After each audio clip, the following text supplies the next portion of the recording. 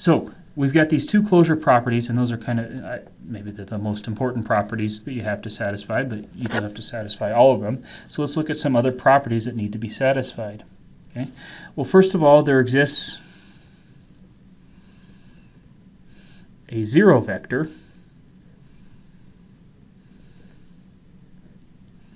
contained in V.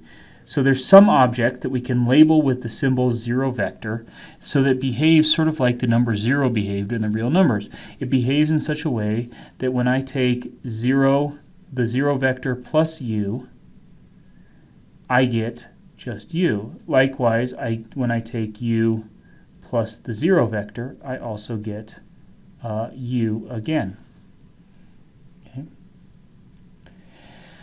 What else? Well, for every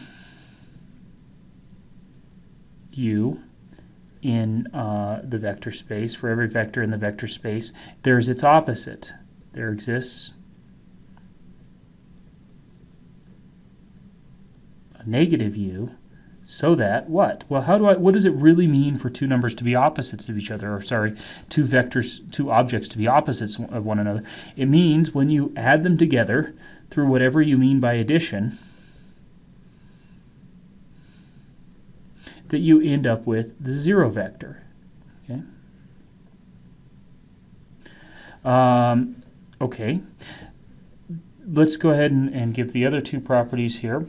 The other two properties say that if I took u plus v, and I said to do those two, to add those two objects first, and then add vector w to that I get the same thing as if I changed the order around, where I took u and added it to the sum of vector v plus w. So this is called the associative property of vector addition.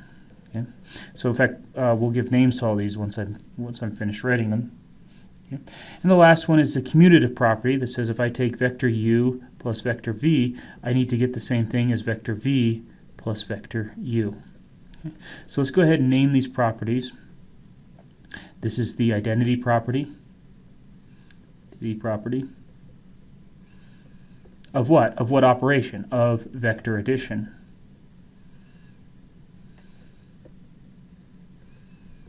This property right here is the additive inverse property.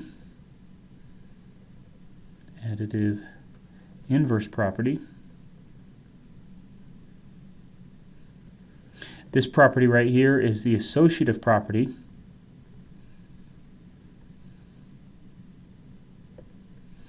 Of vector addition.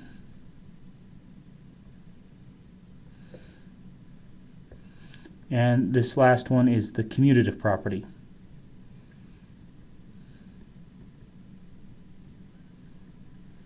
of vector addition.